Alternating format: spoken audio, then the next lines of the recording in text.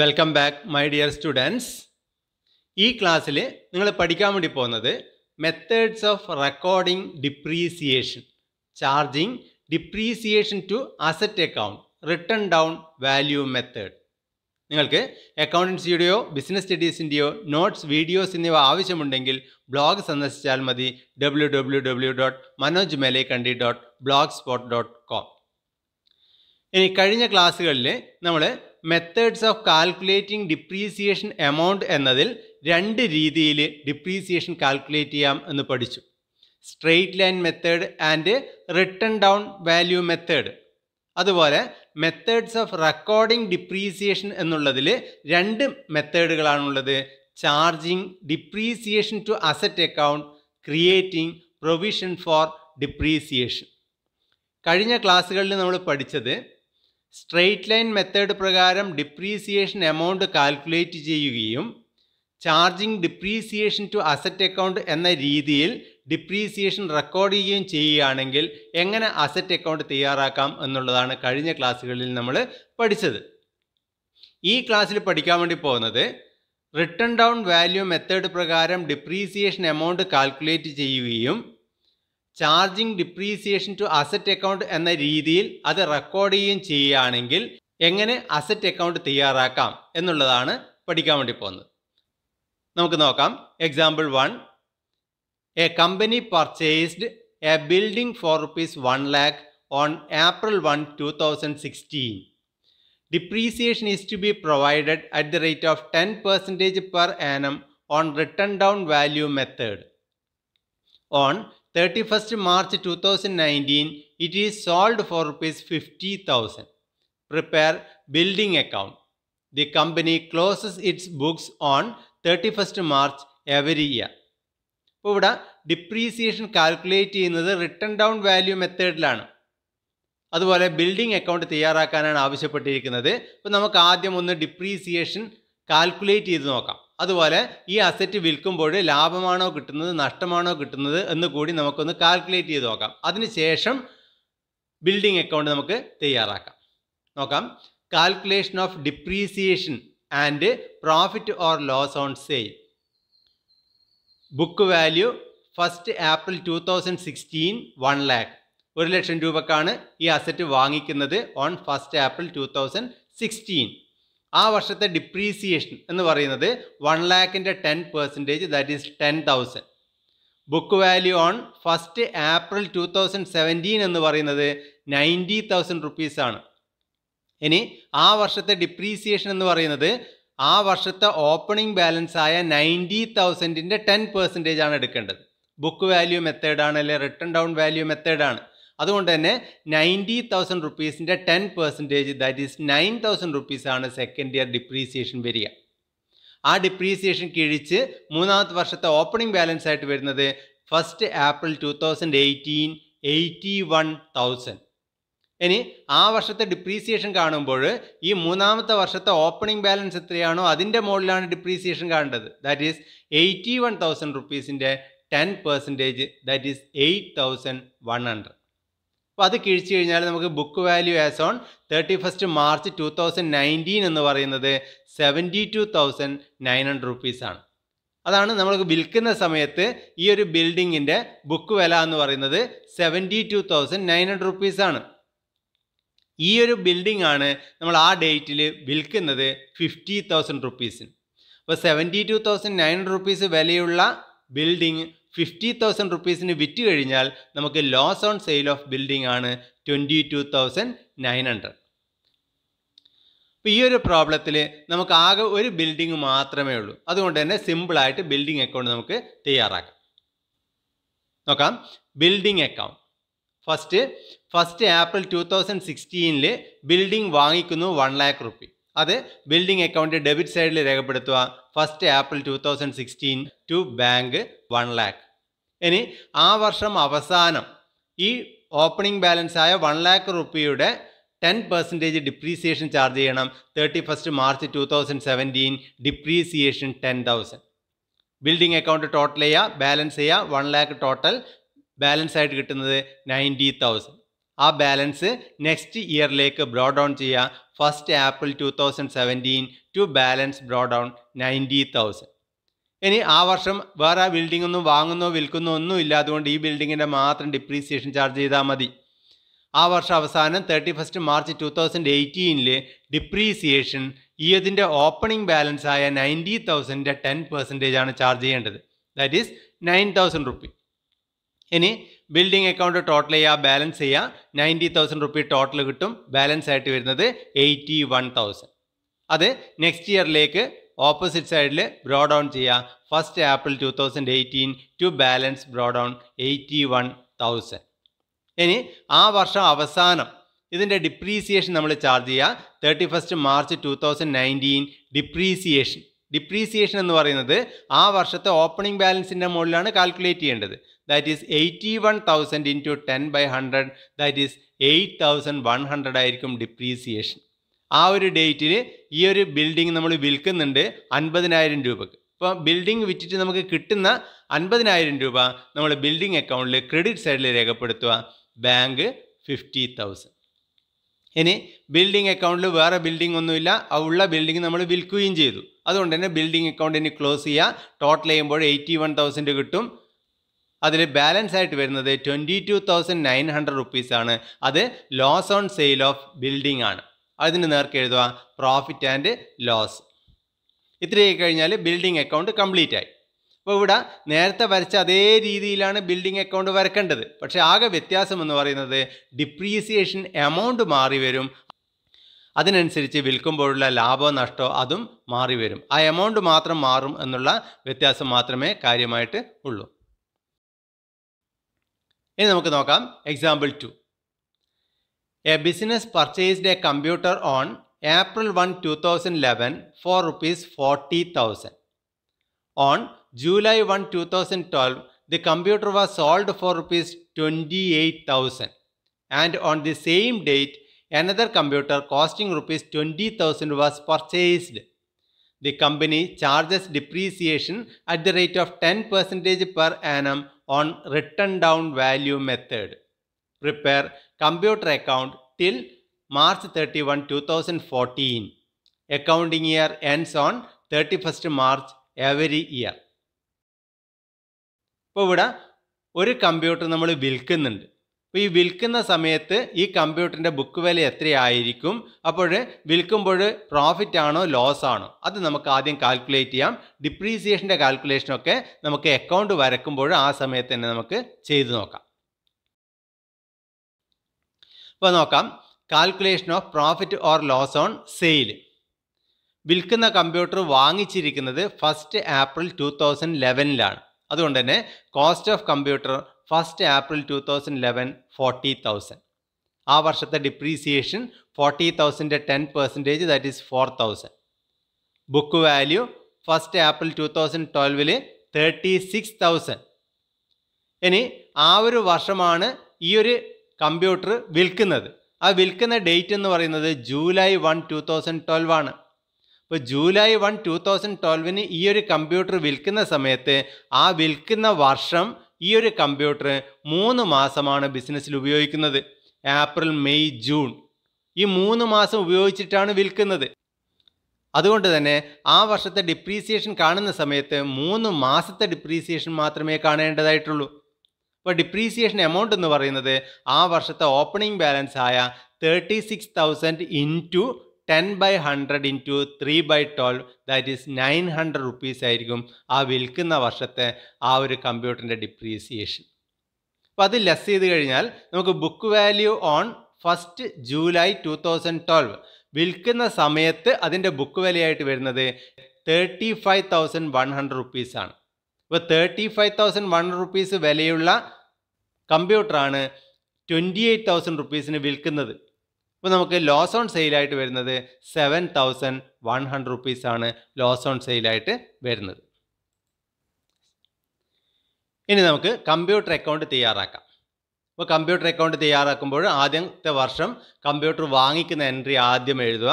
1 April 2011 to bank 40,000. ഇനി ആ വർഷം വേറൊരു കമ്പ്യൂട്ടർ വാങ്ങിക്കുകയോ അല്ലെങ്കിൽ വിൽക്കുകയോ ഒന്നും തന്നെ ചെയ്യുന്നില്ല. അതുകൊണ്ട് തന്നെ ആ വർഷാവസാനം അതിൻ്റെ ഡിപ്രീസിയേഷൻ കണക്കാക്കുക. 31 മാർച്ച് 2012 ഡിപ്രീസിയേഷൻ 40,000 റുപ്പീസിൻ്റെ 10%, ദാറ്റ് ഈസ് 4,000. ഇനി കമ്പ്യൂട്ടർ അക്കൗണ്ട് ടോട്ടൽ ചെയ്യുക, ബാലൻസ് ചെയ്യുക. 40,000 36,000 ബാലൻസ് വന്നു. ബാലൻസ് ക്യാരി ഡൗൺ എന്ന് എഴുതുക. ആ ബാലൻസ് നെക്സ്റ്റ് ഇയറിൽ ഓപ്പണിംഗ് ബാലൻസ് ആയിട്ട് ബ്രോ ഡൗൺ ചെയ്യുക. 1 April 2012 to balance brought down 36,000. പിന്നെ നമ്മളോട് പറയുന്നത് 1 July 2012 ഈ ഒരു കമ്പ്യൂട്ടർ നമ്മൾ വിൽക്കുന്നുണ്ട്.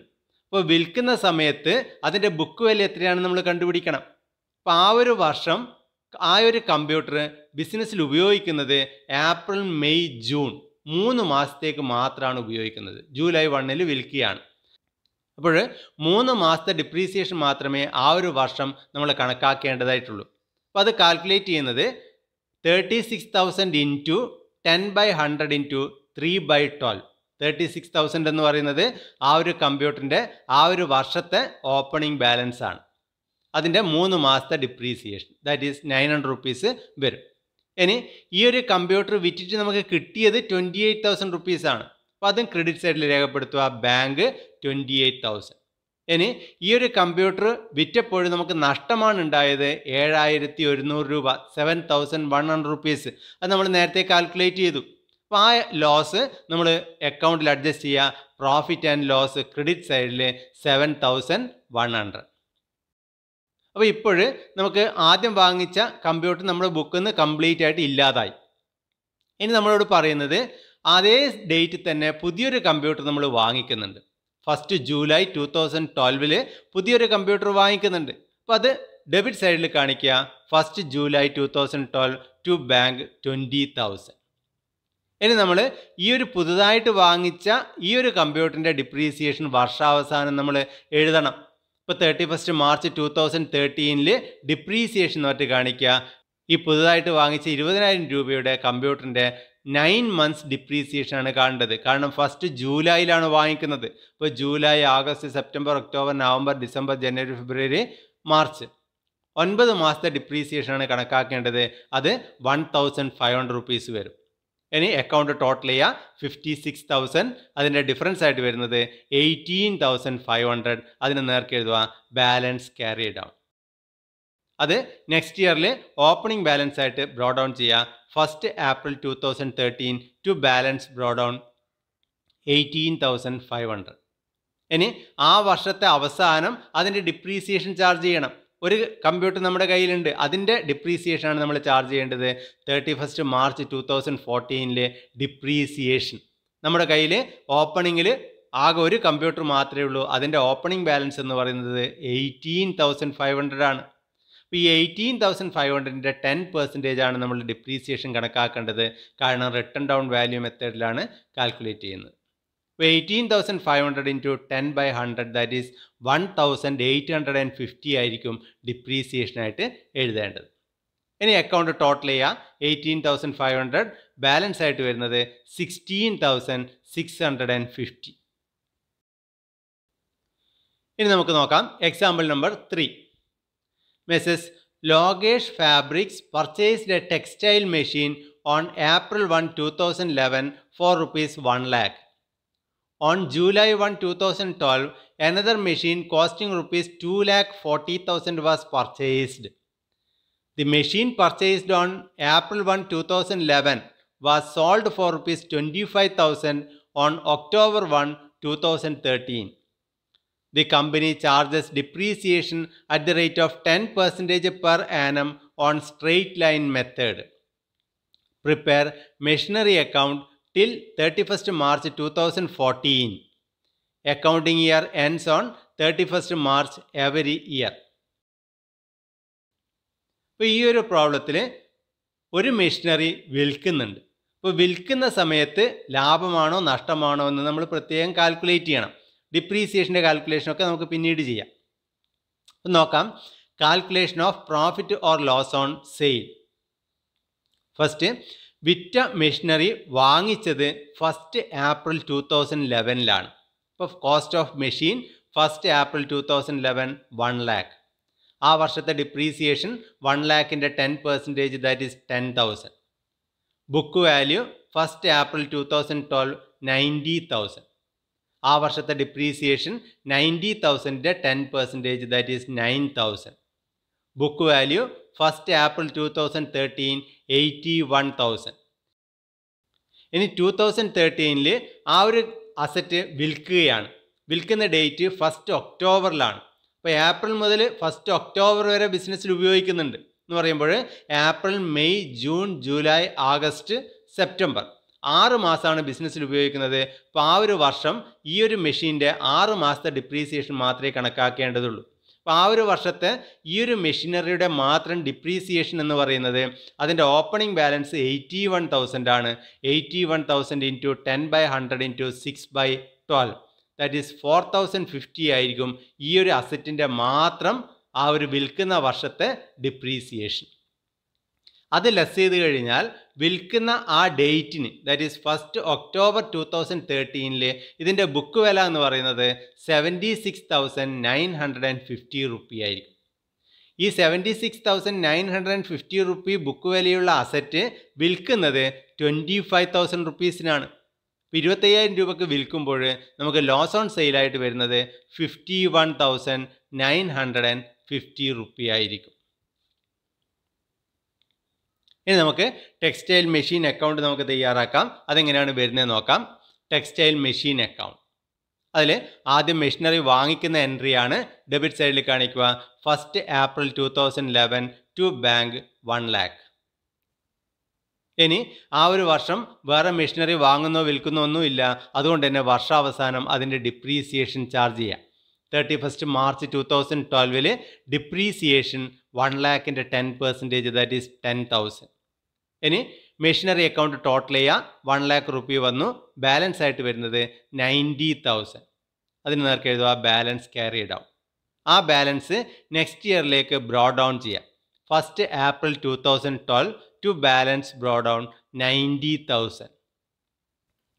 ഇനി ആ ഒരു വർഷം നോക്കിക്കഴിഞ്ഞാൽ ഒരു എക്സ്ട്രാ മെഷീനറി വാങ്ങിക്കുന്നുണ്ട് ഓൺ 1 ജൂലൈ 2012. അപ്പോൾ മെഷീനറി വാങ്ങിക്കുമ്പോൾ അത് ഡെബിറ്റ് സൈഡിലാണ് എഴുതേണ്ടത്. അപ്പോൾ 1 ജൂലൈ 2012 ടു ബാങ്ക് 2,40,000. ഇനി വർഷാവസാനം ഈ 2 മെഷീനറിയാണ് നമ്മുടെ കയ്യിലുള്ളത്. രണ്ടിൻ്റെയും ഡിപ്രീസിയേഷൻ നമ്മൾ എഴുതണം. ഇപ്പോൾ 31 മാർച്ച് 2013 ഡിപ്രീസിയേഷൻ എന്നിട്ട് കാണിക്കുക. ആദ്യത്തെ മെഷീനറിയുടെ ആ വർഷത്തെ ഓപ്പണിംഗ് ബാലൻസ് എന്ന് പറയുന്നത് 90,000 റുപ്പിയാണ്. അപ്പോൾ ഈ 90,000 റുപ്പീസിൻ്റെ 10% ദാറ്റ് ഈസ് 9,000 റുപ്പിയാണ് ആദ്യത്തെ മെഷീൻ്റെ ആ രണ്ടാമത്തെ വർഷത്തെ ഡിപ്രീസിയേഷൻ. ഇനി രണ്ടാമത്തെ മെഷീൻ്റെ ഡിപ്രീസിയേഷൻ എന്ന് പറയുന്നത് 2,40,000 ആണ് അതിൻ്റെ കോസ്റ്റ്. അത് 9 മന്ത്സിലാണ് ബിസിനസ്സിൽ ഉപയോഗിക്കുന്നത്. 1 ജൂലൈയിലാണ് വാങ്ങിച്ചത്. അപ്പോൾ July, August, September, October, November, December, January, February, March 9 months ആണ് ബിസിനസ്സിൽ ഉപയോഗിക്കുന്നത്. അതുകൊണ്ട് തന്നെ 9 മന്ത്സ് ഡിപ്രീസിയേഷൻ എന്ന് പറയുന്നത് 2,40,000 into 10/100 into 9/12 that is 18,000 rupees വരും. അങ്ങനെ ടോട്ടൽ ഡിപ്രീസിയേഷൻ ആയിട്ട് വരുന്നത് 9,000 plus 18,000 that is 27,000 rupee total depreciation വരും. ഇനി ആ വർഷം ഈ ഒരു അസറ്റ് അക്കൗണ്ട് ടോട്ടൽ ചെയ്യുക, ബാലൻസ് ചെയ്യുക. ടോട്ടലായിട്ട് വരുന്നത് 3,30,000, ബാലൻസ് ആയിട്ട് വരുന്നത് 3,03,000. ഈ ബാലൻസ് നെക്സ്റ്റ് ഇയറിൽ ഓപ്പണിംഗ് ബാലൻസ് ആയിട്ട് ബ്രോ ഡൗൺ ചെയ്യുക. 1 April 2013 to balance brought down 3,03,000. ഇനി 1 ഒക്ടോബർ 2013 ആദ്യം വാങ്ങിച്ച മെഷീനറി നമ്മൾ വിൽക്കുകയാണ് 25,000 രൂപ. അപ്പോൾ വിൽക്കുന്ന സമയത്ത് ലാഭമാണോ നഷ്ടമാണോ, വിൽക്കുന്ന വർഷത്തെ ഡിപ്രീസിയേഷൻ എത്രയാണ്, ഇതൊക്കെ നമ്മൾ നേരത്തെ കാൽക്കുലേറ്റ് ചെയ്തു. അതിന് ക്രെഡിറ്റ് സൈഡിൽ നമ്മൾ കാണിക്കുക മാത്രമേ വേണ്ടൂ. അപ്പോൾ 1 ഒക്ടോബർ 2013 ബാങ്ക് വിറ്റിട്ട് കിട്ടിയ പൈസ 25,000. നെക്സ്റ്റ് ഡിപ്രീസിയേഷൻ, ആ വിൽക്കുന്ന മെഷീൻ്റെ ആ വർഷത്തെ ഓപ്പണിംഗ് ബാലൻസ് എന്ന് പറയുന്നത് അതിൻ്റെ മാത്രം 81,000 റുപ്പിയാണ്. അതിൻ്റെ 6 മന്ത് ഡിപ്രീസിയേഷനാണ് നമ്മൾ കാൽക്കുലേറ്റ് ചെയ്യേണ്ടത്. 81,000 ഇൻറ്റു 10/100 ഇൻറ്റു 6/12 ദാറ്റ് ഈസ് 4,050 ആണ് അതിൻ്റെ മാത്രം ഡിപ്രീസിയേഷൻ. ഇനി വിറ്റ സമയത്ത് നമുക്ക് ലോസ് ആണ് കിട്ടിയത്. നമ്മൾ നേരത്തെ കാൽക്കുലേഷൻ കണ്ടു. 51,950 റുപ്പി ലോസ് ആണ്. ആ ലോസ് കൂടി നമ്മൾ മെഷീനറി അക്കൗണ്ടിൽ ക്രെഡിറ്റ് സൈഡിൽ കാണിക്കുക. Profit and loss 51,950. ഇനി നമ്മൾ ഡിപ്രീസിയേഷൻ കാൽക്കുലേറ്റ് ചെയ്യണം. നമുക്ക് 2 മെഷീനറി ഉണ്ട്. അതിലൊരു മെഷീനറി നമ്മൾ ക്ലോസ് ചെയ്തു, അതില്ലാതായി. ഇനി നമ്മുടെ കയ്യിൽ ഒരു മെഷീനറി ഉണ്ട്. കഴിഞ്ഞ വർഷം വാങ്ങിച്ച 2,40,000 രൂപക്ക് വാങ്ങിച്ച ഒരു മെഷീനറി നമ്മുടെ കയ്യിലുണ്ട്. അതിൻ്റെ ഡിപ്രീസിയേഷൻ വർഷാവസാനം കാണണം. അതിൻ്റെ ഡിപ്രീസിയേഷൻ വർഷാവസാനം കാണുമ്പോൾ ആ ഒരു മെഷീനറിയുടെ ഈ 3ാമത്തെ വർഷത്തെ ഓപ്പണിംഗ് ബാലൻസ് എത്രയാണ് എന്ന് നമ്മൾ കാൽക്കുലേറ്റ് ചെയ്യണം. നമ്മൾ അക്കൗണ്ടിൽ നോക്കിക്കഴിഞ്ഞാൽ ഓപ്പണിംഗ് ബാലൻസ് 3,03,000 ഉണ്ട്. അത് പക്ഷേ 2 മെഷീനറിയും ചേർന്നിട്ടാണ്.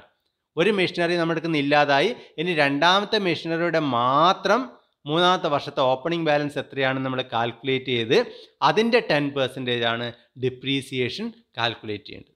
അപ്പോൾ അതെങ്ങനെയാണ് വരിക നമുക്ക് നോക്കാം. Calculation of depreciation on second machinery. Cost of machine 1st July 2012 2,40,000. 1st July 2012 2ാമത്തെ മെഷീനറി വാങ്ങിക്കുന്നത് 2,40,000. ആ വർഷത്തെ ഡിപ്രീസിയേഷൻ എന്ന് പറയുന്നത് 2,40,000 ഇൻറ്റു 10/100 ഇൻറ്റു 9/12. 9 months ആണ് ആ ഒരു വർഷം ഈ ഒരു മെഷീനറി ബിസിനസ്സിൽ ഉപയോഗിക്കുന്നത്. അതുകൊണ്ട് തന്നെ 9 months ഡിപ്രീസിയേഷനെ കണക്കാക്കണ്ടു. 18,000. ഇനി 18,000 ലെസ് ചെയ്ത് കഴിഞ്ഞാൽ ഈ ഒരു മെഷീനറിയുടേത് മാത്രം ബുക്ക് വില ആസ് ഓൺ 1st April 2013 എന്ന് പറയുന്നത് 2,22,000 ആണ്. അപ്പോൾ 2,22,000 ആണ് 1st April 2013 ഈ ഒരു മെഷീനറിയുടെ മാത്രം ബുക്ക് വിലയായിട്ട് നമുക്ക് കിട്ടുന്നത്. ഇനി അതിൻ്റെ ഡിപ്രീസിയേഷൻ ആ വർഷം കാൽക്കുലേറ്റ് ചെയ്യുമ്പോൾ അതിൻ്റെ ബുക്ക് വിലയായ 2,22,000 ഇൻറ്റു 10/100 ദാറ്റ് ഈസ് 22,200 റുപ്പീസ് ആയിരിക്കണം അതിൻ്റെ മാത്രം ഡിപ്രീസിയേഷനായിട്ട് ആ വർഷം നമ്മൾ കണക്കാക്കേണ്ടത്. അത് ലെസ് ചെയ്ത് കഴിഞ്ഞാൽ പിന്നെ ബുക്ക് വില ആസ് ഓൺ 1st April 2014 എന്ന് പറഞ്ഞിട്ട് നമുക്ക് കിട്ടുന്നത് 1,99,800 റുപ്പീസാണ്. അപ്പോൾ നമുക്ക് ഡിപ്രീസിയേഷൻ ആ ഒരു മെഷീനറിയുടേത് മാത്രം എങ്ങനെയാണ് വരിക നമ്മളിവിടെ കാൽക്കുലേറ്റ് ചെയ്ത് കഴിഞ്ഞു. ഇനി നമുക്കത് അക്കൗണ്ടിൽ കംപ്ലീറ്റ് ചെയ്യാം. 31 March 2014 ഡിപ്രീസിയേഷൻ 2,22,000 ആണ് ആ ഒരു 2ാമത്തെ മെഷീനറിയുടെ 3ാമത്തെ വർഷത്തെ ഓപ്പണിംഗ് ബാലൻസ് ആയിട്ട് വരുന്നത്. അതിൻ്റെ 10% ദാറ്റ് ഈസ് 22,200. ഇനി നമ്മൾ അക്കൗണ്ട് ടോട്ടൽ ചെയ്യുക, ബാലൻസ് ചെയ്യുക. ടോട്ടൽ ചെയ്യുമ്പോൾ 3,03,000 കിട്ടും. ബാലൻസ് ആയിട്ട് വരുന്നത് 1,99,800 റുപ്പീസ്. അതിന് നേർക്ക് എഴുതുക ബാലൻസ് ക്യാരിഡ് ഔട്ട്. ഇനി ഒരു അസൈൻമെൻ്റ് ആണ്. ഈ അസൈൻമെൻറ്റ് എത്രയും പെട്ടെന്ന് തന്നെ ചെയ്യുക. അടുത്ത ക്ലാസ്സിൽ ഇതിൻ്റെ ആൻസർ ഉണ്ടായിരിക്കും. ആ ആൻസറുമായിട്ട് കമ്പയർ ചെയ്ത് എന്തെങ്കിലും മിസ്റ്റേക്ക് ഉണ്ടെങ്കിൽ ആ സമയത്ത് അത് കറക്റ്റ് ചെയ്യാം. ഇതോടുകൂടി ഇന്നത്തെ ക്ലാസ് ഇവിടെ അവസാനിക്കുകയാണ്. ഈ ക്ലാസ് ഇഷ്ടപ്പെട്ടെങ്കിൽ ചാനൽ സബ്സ്ക്രൈബ് ചെയ്യുക, ഷെയർ ചെയ്യുക, ലൈക്ക് ചെയ്യുക, അതുപോലെ തന്നെ കമൻറ്റ് ചെയ്യുക. അടുത്ത ക്ലാസ്സിൽ കാണുന്നത് വരെ എല്ലാവർക്കും നന്ദി, നമസ്കാരം.